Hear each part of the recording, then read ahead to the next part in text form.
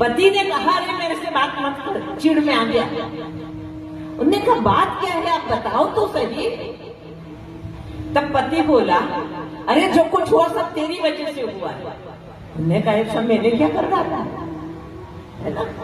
निज अज्ञान, अपना अज्ञान हम दूसरों पे थोप देते हैं, दूसरों पे डाल देते हैं। ये है एक और बात गहरी समझना, मेरे समझाने से आप नहीं समझ जाओगे, लेकिन जैसे वशिष्ठ जी बोल रहे हैं, बोलते बोलते बोलते और राम जी सुन रहे हैं।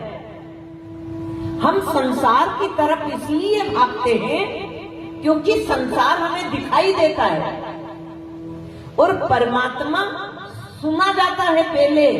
पहले सुनो परमात्मा को, वो सुना जाता है, वो दिखाई नहीं देता है। उसे सुनो और सुनते रहोगे तो एक दिन वो दिखाई देगा, यानी अनुभव में आएगा परमात्मा, अनुभव है। तो वो क्या कह रहा है, अरे सब तेरी वजह से हुआ है। अध्यात्म की सबसे बड़ी बात समझ लेना कि जो तुम्हारे साथ हो गया है वो आपकी वजह से हो गया है, आपकी स्वयं की वजह से हो गया है।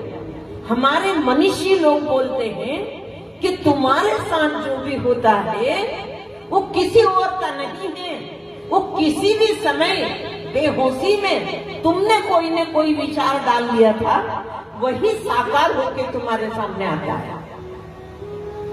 किसी पे उंगली मत उठाओ, किसी को दोष मत दो।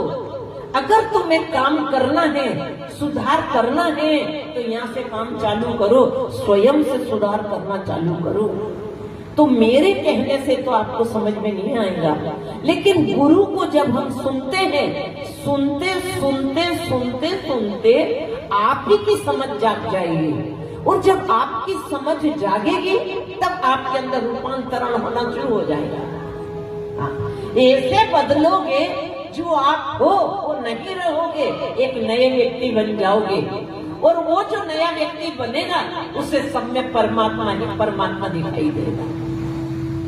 वो जिधर देखेगा उसे भगवान दिखाई देगा, और जिसे सब में भगवान दिखाई देता है ऐसा महात्मा इस धरती के ऊपर दुर्लभ है, दुर्लभ।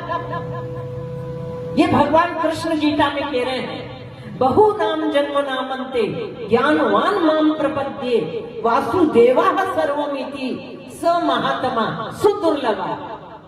ऐसा